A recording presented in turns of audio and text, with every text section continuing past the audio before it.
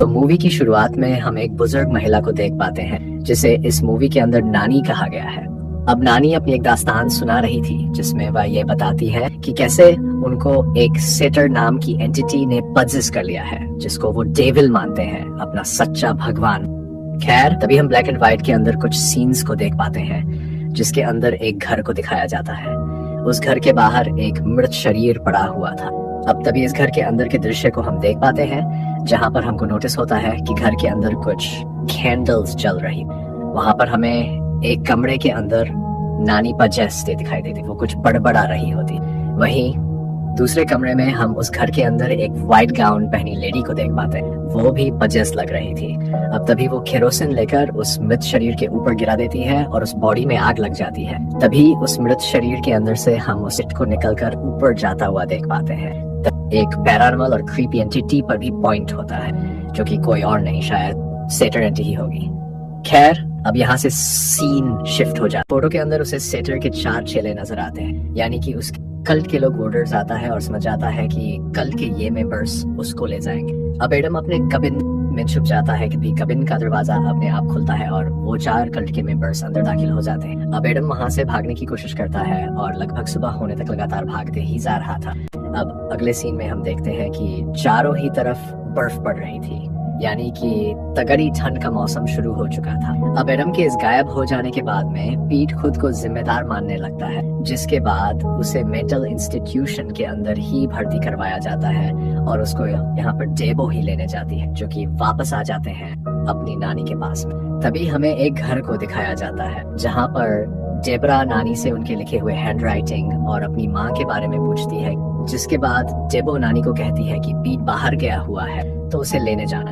अगले सीन में हम डेबो और पीट को एक रूम में देखते हैं जहां पर दोनों आपस में एडम की ही बातें कर रहे थे। पीट उससे कहता है कि उसे एडम की चिंता हो रही है, जिस पर डेबोरा ये कहती है कि एडम पजेस्ड हालत में था तो उसे अकेला छोड़ देना ही बेहतर है, वरना वो हमको नुकसान पहुंचा सकता है। कहीं ना कहीं पीट खुद को एडम के गायब होने का गिल्टी मानता है, जिसके बाद पीट एडम को ढूंढने के लिए निकल जाता है और वो उसे बहुत ढूंढता है, लेकिन एडम उसे ही नहीं मिलता। हर जगह बर्फ जमी हुई थी। वो एडम को ढूंढते ढूंढते एक जगह पर पहुंचता है और वहां अपने हाथ में खुद के और एडम के फोटोग्राफ्स को देखकर इमोशनल हो रहा था। तभी उसके सामने ईवी एक चेयर पर पजेस्ड हालत में बैठी हुई। ये भी लड़की है जो कि हवा में लेविटेट हो गई, लेकिन ठीक उसी वक्त एडम पीछे से आता है और पीठ का गला मोड़ने लगता है और उसकी पीठ में हिरन का सींग घुसा देता है, यानी कि वह कल्ट वाला जो उनका सिंबल है। पीट की दर्दनाक चीख वातावरण में गूंजने लगती है। एडम पीट के चेहरे को आग में धकेल देता है और दर्दनाक चीख के साथ उसकी मौत हो जाती है।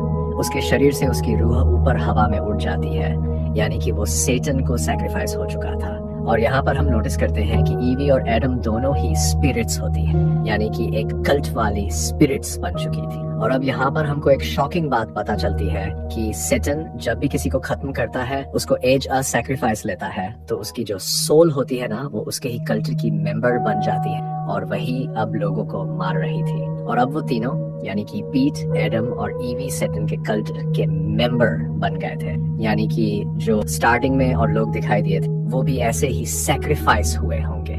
बेसिकली इस जंगल के अंदर सेटन नाम की एंटिटी जो है ना, उसका ही वास है और यहाँ पर जो कोई भी रहने आता है आसपास के इलाके में, उन सब की दर्दनाक मौत होती है। खैर, अब हम मूवी के एंडिंग सीन में पहुंच चुके हैं जहाँ पर सिर्फ डेबो बची हुई थी। वो एक कमरे के अंदर जाती है जहाँ पर वह अपनी नानी को सफेद कपड़ों में देखती है। तभी नानी सामने खड़ी हुई किसी लेडी की तरफ बढ़ने लगती है और अचानक गायब हो जाती है। अब डेबोरा जो होती है वो नानी को ढूंढते हुए घर से बाहर आती है और हाथ में उसने एक लाल लैंप लिया हुआ था, लेकिन नानी उसे कहीं पर भी नहीं मिलती।